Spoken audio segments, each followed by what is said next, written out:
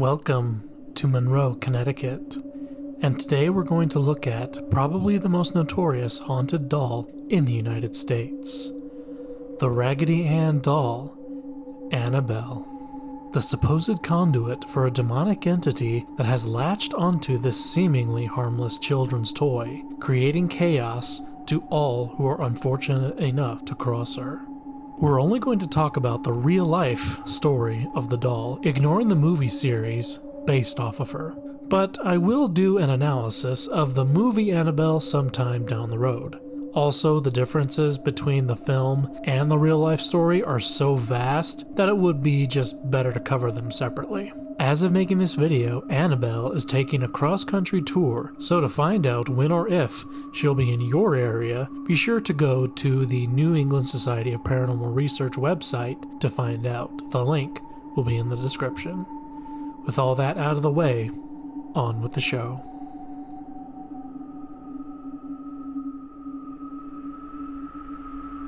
In 1970, a young woman named Donna received a Raggedy Ann doll for her 28th birthday as a gift from her mother. Donna would take the doll back to her apartment that she shared with a woman named Angie and be used as some sort of centerpiece or topic of conversation. But over time, odd things began happening.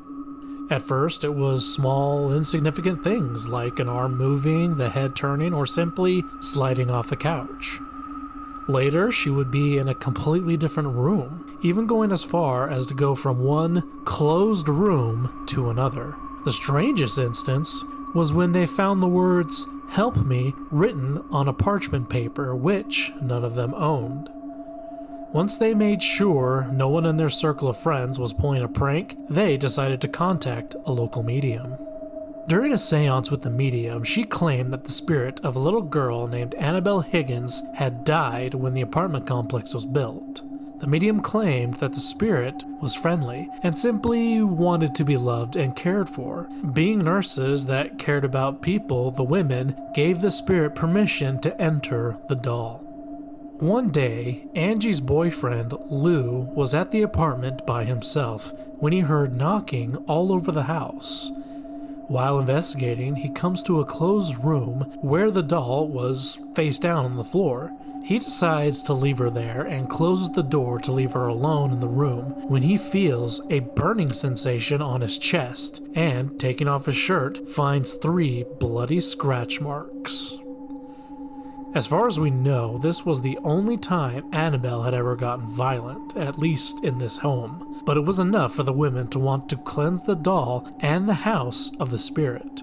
So they would contact an Episcopal priest named Father Hagen, whose superior, Father Cook, got in contact with Ed and Lorraine Warren.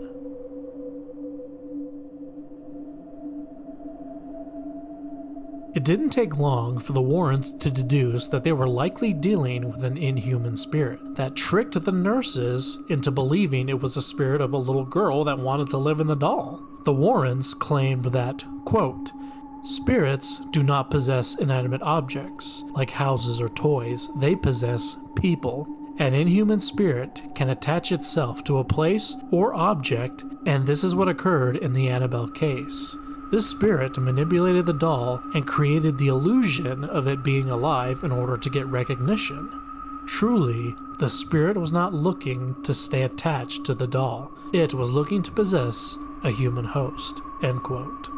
Their reasoning for this is that the doll exhibited behavior that coincided with demonic behavior, i.e. moving around the house on its own, writing on paper that they couldn't have, and especially the scratching of Lou in patterns of 3. The Warrens decided that it was best that Father Cook bless the home to banish the evil spirits. Then, the Warrens would take possession of Annabelle indefinitely. But this little devil was just getting started. On the way home, Annabelle was strapped in the back seat of the car, and the Warrens would claim that the brakes of their car kept either cutting out or failing to some degree, resulting in several near-fatal crashes, and didn't end until Ed threw some holy water on the doll. Once they had gotten home, they quickly put the doll in a study, but it didn't take long for Annabelle to start causing the same level of mischief in their home. Annabelle would move around the house, leave notes, and there was a claim that she even levitated at one time, and it was after the levitation that they decided to lock her down for good. They had a special case made for the doll, crafted out of wood and glass, with the Lord's Prayer and the St. Michael's Prayer etched into the case. Though they insisted the case kept the evil spirit and the doll at bay, there were a handful of accounts claiming Annabelle had cursed them after visiting. One man, a father from the church, claimed that after opening the case and picking up the doll, he laughed in the doll's face and mocked her. Later on his way home, he was in a near-fatal car crash, saying in the ambulance that he saw the reflection of Annabelle in his rearview mirror. Later on, another visitor was mocking the doll, and on his way home, while he and his girlfriend were still laughing about her, the two were involved in a motorcycle accident that claimed the man's life, with his girlfriend just barely making it out alive. Here's where we kind of get into the weeds about Annabelle. There is more controversy to cover when it comes to the Warrens, but I'll probably talk about that at a later time in a separate video. When it comes to Annabelle, all we have are the accounts told to us by the Warrens, and only the Warrens. We've never heard from Father Cook, Father Hagen, the nurses. No one even really knows their last names, and we don't have the names of the people who supposedly crashed after their encounters with Annabelle. Even with her rise in popularity over the last few years, no one has come out saying, "Oh yeah, that was my aunt's doll," or "I knew the priest that was there," and so on and so forth. It's also come out in the last few years that the Warrens would regularly remove Annabelle from her case and take her around to colleges and speaking events. In fact, as of now, she is making a cross-country tour visiting a handful of states, even though the Warrens said that they should positively not move her. Detractors of the Warrens say that they have simply hyped up the legend of the Annabelle doll as a way to have a prop or a springboard for their speaking engagements. The idea was to use her as a way to talk about the dangers of messing with the paranormal.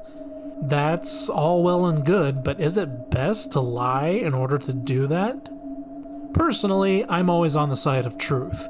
But in the end, I don't think it would have really mattered, because when it comes to the paranormal, it's either you believe in it, or you don't. Whether or not the story of Annabelle is actually the vessel for a demonic presence, or it was all a story made up for the sake of a sensational story, I think it all just comes down to what your personal belief is. They definitely accomplished what they set out to do, as now Annabelle is seen as one of the most haunted and infamous dolls of all time. Or is she just a normal Raggedy Ann doll inside a nice looking case? You decide. I'll end with a quote by Stuart Chase. "For those that believe, no proof is necessary. For those who don't believe, no proof is possible."